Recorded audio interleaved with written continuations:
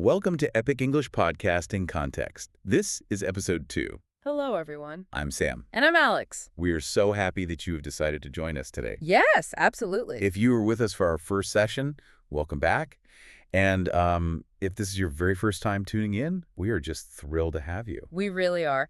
This is the place where we take a deep dive into the English language. That is right. Our philosophy here is, well, it's pretty simple.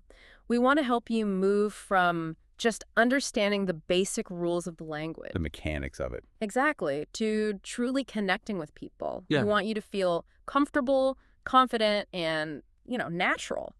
Before we get started with our topic today, we do have just a little bit of housekeeping. Just a tiny bit. If you enjoy what you hear, or if you find our method helpful, please remember to like this video and, of course, subscribe to our YouTube channel. It really, really helps us continue making these deep dives for you. It does. And this is very important. If you want to follow along with every word and practice with us, you should go to the description below. You can download the free handout materials right there. It is such a great way to visually see what we are talking about. Especially today. Especially today, yes, because we are going to be discussing some very specific pronunciation points. Right. Having that paper in front of you or that PDF on your screen is really going to make a huge difference. It will. So, what is our mission for today? Today, we have a very specific and I think a very useful goal. Okay. We're going to explore 5 natural, essential ways to say I agree in English. I agree. When I first heard that topic, I thought, well, that sounds simple. Right. It's one of the first things we learn in English class. But the more I thought about my own conversations, the more I realized if I just said yes or I agree every single time, I might sound a little strange. You might. You might sound a little bit like a robot. A robot. Exactly. And nobody wants to have a cup of coffee with a robot. That is exactly the problem we want to solve today. Language is about connection. Yes. It is about nuance. It is about signaling how you feel, not just what you think. Sometimes you agree with your heart. Right. Sometimes you agree with your logic. And sometimes you agree just to be polite and keep the peace.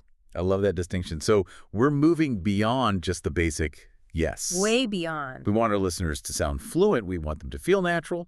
And the methodology for our deep dive today is going to be very structured. We have selected 5 specific expressions that they cover the whole spectrum of agreement. Okay, the whole range. The whole range. For each one, we will introduce it clearly. Then we're going to get a little technical. We will focus on the pronunciation. The mechanics. Yes, looking at both the slow articulated version and then the fast natural version. We will also analyze exactly when to use each phrase, right? Because context is key. Context is everything. And finally, to make sure it all sticks, we will give you a real-world conversational example for each one. So settle in. We are going to speak a little slower than, say, a normal fast TV show because we want every sound to be clear. We want you to catch every single syllable. Are you ready to get started with our first expression? I am so ready. Let's unpack this. The first expression is the standard. It is simply, Hey, I agree. I agree. The classic. This is the foundation. It's the most direct way to share an opinion. Now, even though this looks simple on paper, I know that pronunciation matters here, and grammar matters too. I have heard many students make a very specific mistake with this one. You are absolutely right. I think the most common mistake we hear is when a student says, I agree. I am agree, right? I hear that all the time. Why is that incorrect? It feels like it should be right, because we say I am happy or I am hungry. That is a great observation. It's a really logical mistake to make. Yeah. In many languages, the concept of agreement is an adjective. It describes a state of being. I see. But in English, agree is a verb. It is an action. Just like you wouldn't say, I am swim or I am eat. You cannot say, I am agree. You just say, I agree. That is such a helpful way to think about it. It's an action, something you're doing. Exactly. So let's look at the pronunciation. Can you break this down for us? Certainly. Let's try it very slowly. I want you to listen to the separation of the sounds. Okay. I agree. I noticed something interesting there. You really opened up that second word, agree. Yes. The stress, or, the power of the word, is on the second syllable. The second part. Right. It is not agree, it is agree. And what about that first sound in agree? It doesn't sound like a sharp A like in the word apple. No, it doesn't. That is the famous schwa sound in English. It is a very relaxed, very short sound. So it is not agree, it is agree. Agree. Okay, let's listen to the full phrase again, nice and slow. I agree. Okay, let's listen to the full phrase again, nice and slow. I agree. Okay, now let's hear it at a normal conversational speed. How does it sound when you were just chatting with a friend and you aren't thinking about the mechanics? Well, when we speak naturally, the words flow together. It almost sounds like one long word. Really? I agree. I agree. I see. It's smooth. I agree. There is a little link there between the I and the agree. Perfect. You are connecting the I sound directly into that schwa sound of agree. Ah. It creates a kind of fluid bridge. I agree. So why do we start with this one? When should our listener use this specific phrase? This is your universal tool. It is neutral. Okay. You can use it with your boss during a performance review. You can use it with your best friend over dinner. You can even use it with a stranger at the bus stop discussing the weather. So it's like the Swiss Army knife of agreement. I love that. It works everywhere. It does. The tone here is direct, clear, and polite. It doesn't carry a lot of extra emotion, but it is 100% clear. You are telling the other person, my opinion is the same as your opinion. That clarity is so important. Sometimes you don't need to be dramatic. You just need to be clear. However, there is a small trap here. Because it is so direct, if you just say, I agree and nothing else, well, it can sound a little bit abrupt. Right. It might just stop the conversation cold. Exactly. So a great tip for fluency is to follow it up with a reason or maybe a restatement. Okay. Let's put this into a context to show you what I mean. Let's do it. Imagine we're in a workplace setting, or maybe just a general discussion about our schedule. Okay. I'll set the scene. We have been working really hard on this. I am feeling tired. I look at the clock on the wall and I say to you, I think we should take a break soon. I agree. We have been working for 3 hours. Oh, that felt good to hear. It was simple validation. Let's try that again. Sure, you go. I think we should take a break soon. I agree. We have been working for 3 hours. Notice that you didn't just stop at I agree. You added that little reason afterwards. We have been working for 3 hours. That is the key to sounding natural. I agree is a complete sentence grammatically, but conversation usually continues. Adding that little extra sentence makes it feel more friendly. It validates the relationship, not just the fact. Right. If you just stared at me and said, I agree, and then sat there in silence, it might be a little awkward. It might be. So, listeners, remember this one. I agree. It is your standard, safe, and polite option. Just remember, it is a verb. Stress the second syllable and try to add a little reason afterward. Okay, let's move on to number 2. This is where it gets really interesting for me because this next one feels a little more, I don't know, intellectual. It is. This is for when we engage our brains. The second expression is, that makes sense. That makes sense. I use this one all the time. Yeah. But I never really thought about why I use it. It's an I- idiom, isn't it? We are making sense, like we are building something. It is a construction, yeah. We are saying that the logic holds together. But before we get into the meaning, let's look at the pronunciation first. Okay. Because this one has some tricky sounds. Yes. Looking at the handout, I see a lot of sounds in there. Correct. You have the word makes, which ends in an es sound, and the word sense, which starts with an es sound. Let's take it very slowly. That makes sense. I can really hear you hitting the K in the as in makes. Yes. In the slow version, you articulate every sound. You have to finish the word makes before you start sense. Let's begin. That makes sense. And now let's talk about the normal speed. Because when I hear native speakers say this, they don't pause between the words. No, we don't. We blend them. This is called linking. Linking. The es at the end of makes becomes the same as at the beginning of sense. It sounds like one long snake hiss. Can you demonstrate that? That makes sense. That makes sense. I hear that. You don't stop, you just slide right through. Makes sense. And notice the word that. In American English especially, we often stop that final T. We don't say that T makes sense with a big explosion of air. We say that makes sense. That makes sense. It has a nice rhythm to it. Da, da, da. That makes sense. Ideally, you want to link it all together so it just flows. Okay, so the pronunciation's about flow and linking those sounds. But what about the meaning? How is this different from just saying, I agree? This is a subtle but really important difference. I agree means we share the same opinion. Okay. That makes sense means I follow your logic. Ah, so I am validating your thinking process. Exactly. You are saying, I understand the reason behind your opinion. It is very validating. It tells the speaker that they are being logical. I can see why this would be good in problem-solving situations. Or maybe in a situation where you don't necessarily like the outcome, but you understand why it has to happen. That is a perfect application. It is logical, understanding, and supportive. It says, I follow your thinking.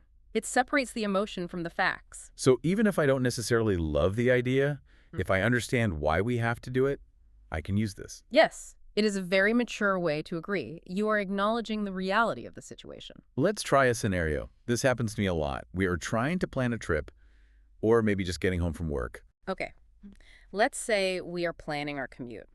We are looking at a map. I look at the traffic report on my phone. It is full of red lines. And I say to you, we should leave early to avoid the traffic. That makes sense. The roads are busy on Fridays. See, that feels different than just, I agree. When you say that makes sense, I feel like a smart person. Uh-huh. I feel like I made a good logical deduction. You are smart. And by saying that makes sense, I'm acknowledging that your suggestion is based on facts. The traffic, the busy roads. I am invalidating your logic, not just your preference. Let's listen to that exchange one more time. And you, at home, listen for the flow of those sounds. Okay. We should leave early to avoid the traffic. That makes sense. The roads are busy on Fridays. Listeners, think about the last time someone explained a plan to you. Did you understand their reasons? Next time, instead of just nodding, try saying, that makes sense. It builds a lot of trust in a conversation. It really shows you are listening to the details. Okay, let's go deeper. The third expression on our list is a favorite of mine for, well, let's say slightly difficult conversations. Yes, this one is very useful for diplomacy. Expression number 3 is, I see your point. I see your point. This sounds very visual, doesn't it? It is. In English, we often use vision words to talk about understanding. I see often means I understand. We say things like, I see what you mean, or it looks like a good plan. Let's check the pronunciation mechanics here. Slowly, it sounds like this. I see your point. That word point is interesting. It has a diphthong, a double vowel sound. O-A, point. Correct. You want to make sure you pronounce that clearly. It is not point, and it is not pint. It is point. You have to glide from one vowel to the other. And what about the stress in the sentence? Where does the energy go? The stress lands on the noun, on point. Okay. So the rhythm is, I see your point. And at normal speed. I see your point. I see your point. It feels very calm. It is calm, and that is why it is so powerful. So when do we use this? Is this for when we are fighting? Well, hopefully not fighting, but it is definitely for discussions, debates, or negotiations. It is for when opinions might differ or when you want to show you are really listening actively. So does it always mean I agree 100% with everything you just said? Not necessarily, and that is the beauty of it. Oh, interesting. It means I understand the specific argument you are making. It validates the other person's perspective, even if you have a different perspective. That is so useful in meetings. If you disagree with someone, you can't just say, no, you're wrong. Yeah. That just shuts people down. That would be rude and completely unproductive. But if you say, I see point, you are respectful. Yeah. You are thoughtful. It shows active listening. It lowers the defenses of the other person. Often I hear people use this right before they use the word but. Yes. Rah. I see your point, but have you considered? It is a bridge. A bridge. It allows you to acknowledge their side before you introduce your side. Let's create a scenario. This is a common one in business or even in running a household. Budgeting. Oh, yes. Money is always a topic for debate. Everyone has different ideas about how to spend money. Okay, so imagine I want to spend money on something, maybe hiring new staff, but we have limits. I look at the spreadsheet and I say, ideally we would hire 2 people, but we only have the budget for 1. I see your point. We have to be careful with money right now. You see, in that response, you didn't say, I agree that we should only hire 1. You just acknowledged the constraint. Right. You acknowledged the reality I presented. Yes, you presented the difficulty, the limited budget. I acknowledge that difficulty. I see your point. I am sort of stepping onto your side of the table and looking at the problem through your eyes. It makes me feel heard. And that is the key to good communication. If I feel heard, I am more relaxed. I am more willing to listen to you. Let's try that dialogue again. And for everyone listening, pay attention to the tone. It should be thoughtful and considerate. Ideally, we would hire 2 people, but we only have the budget for 1. I see your point. We have to be careful with money right now. Listeners, this is your secret weapon. If you are in a discussion and you want to slow things down and show respect, use I see your point. It bridges the gap between two people perfectly. It is like a receipt of delivery for their ideas. A receipt of delivery. I Uh-huh. like that. Okay, let's swing to the other side of the spectrum. Okay. We have been very logical and diplomatic. Now I want to get enthusiastic. I think I know which one is coming next. Expression number 4 is just one word, but it is so powerful. Exactly. Exactly. This is precise agreement. Now, Alex, be honest. This word is a nightmare to pronounce for some people. It can be. It has a lot of consonants crushed together in the middle. It really does. Let's break it down syllable by syllable. Slow version. Exactly. There is that little cluster in the middle, the Mm. C and the T. Yeah. Exactly. When you say slowly, do you pronounce the T? Yes. In slow, careful speech, you hear the T.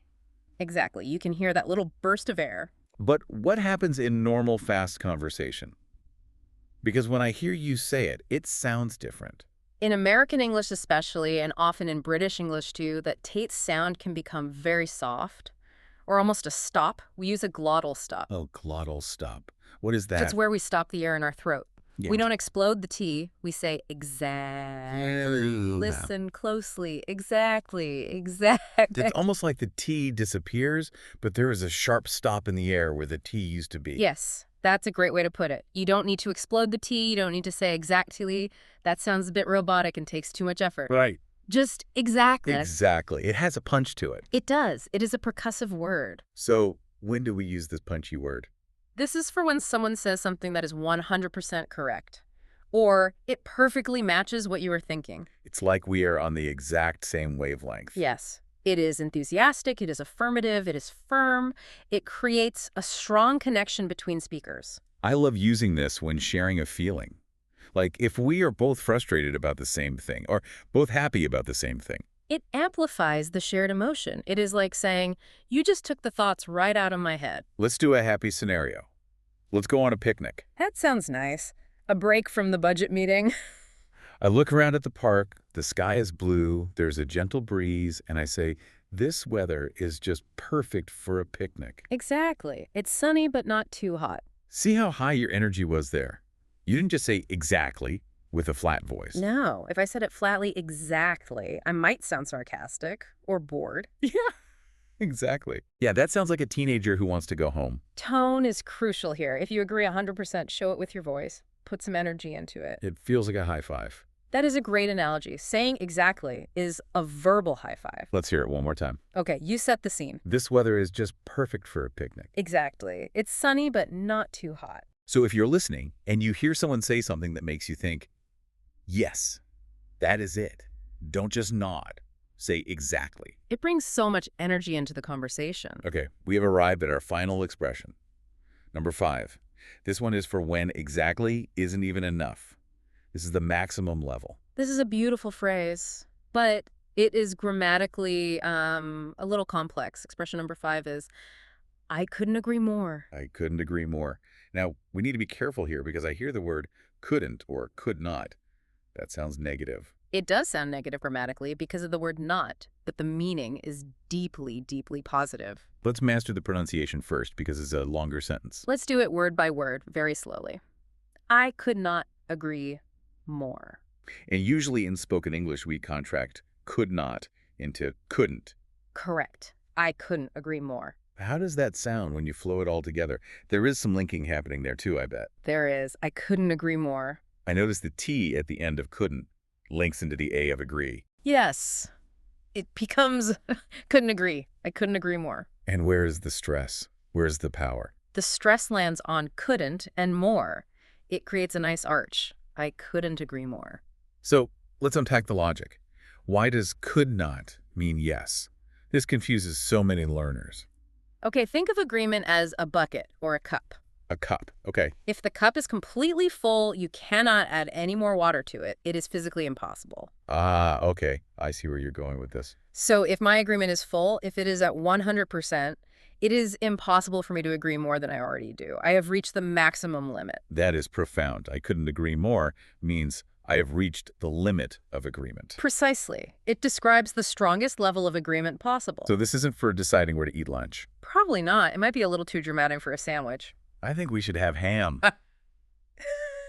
I couldn't agree more. Yeah, that's a bit much. People might look at you strangely. It is a bit much. You use this for discussing strong values, clear facts, or deep feelings. It is supportive and emphatic. It is for when you want to bond with someone over a shared belief. It's for the big stuff, the stuff that really matters. Let's look at a scenario about learning, something we all care about. We know that learning a language is hard work. It is. Okay. I am reflecting on my experience learning a language or maybe learning to play the guitar. And I say, learning a language takes a lot of patience. I couldn't agree more. It is a long journey. That felt very supportive. It felt like you were standing right next to me holding my hand. It creates a sense of solidarity. We are in this together. I am validating your struggle and your observation completely. Let's listen to that flow again. Notice the emotion in the voice. Okay. Learning a language takes a lot of patience. I couldn't agree more. It is a long journey. Listeners, try to use this when you want to show someone that you are completely on their side. It is a wonderful gift to give someone in conversation that feeling of total validation. So we have covered 5 incredible ways to agree. This is a big upgrade from just saying yes. It is. It transforms you from a passive listener into an active participant. You are now using the full range of the language. Let's do a quick recap just to make sure these stick in our memory. Good idea. I'll say the category, and you give us the phrase. You got it. First, we had the standard neutral verb. 1. I agree. Simple, direct, neutral. And remember, I agree, not I am agree. Then we had the logical one, for when you follow the thinking. 2. That makes sense. Validating the reason and the logic. Remember to link the is sounds. That makes sense. Then the diplomatic one, for meetings and debates. 3. I see your point. Respectful, thoughtful, acknowledging the perspective. And remember the diphthong in point. Then the enthusiastic one, the verbal high five. Sure, exactly. Precise, firm, and energetic. Remember to stop that T. Exactly. And finally, the maximum level, the full bucket. And 5, I couldn't agree more. Total emphatic agreement. Remember the logic. It is impossible to agree more because you already agree 100%. Wow. When you hear them all together like that, you really see the range of emotion you can express. You have a tool for every situation now. It's true. And that is what fluency is really about. It isn't just knowing one word for one thing. It is about having options. It is about choosing the right tool for the right moment. So here is my challenge to you, the listener. In your next English conversation, whether it is with a tutor, a colleague, or even just talking to yourself in the mirror, try to use at least one of these. Don't just rely on yes. Try, that makes sense. Try exactly. Yeah. See how it changes the feeling of the conversation. See how the other person reacts to you. We want to thank you so much for joining us on this deep dive into agreement. It has been a pleasure guiding you through these nuances. It really has. And don't forget, if you want the written notes to review the pronunciation diagrams and the examples we practiced, download the handout from the description below. We will see you next time for more insights and more deep dives. Join us for the next episode of Epic. Goodbye. Goodbye.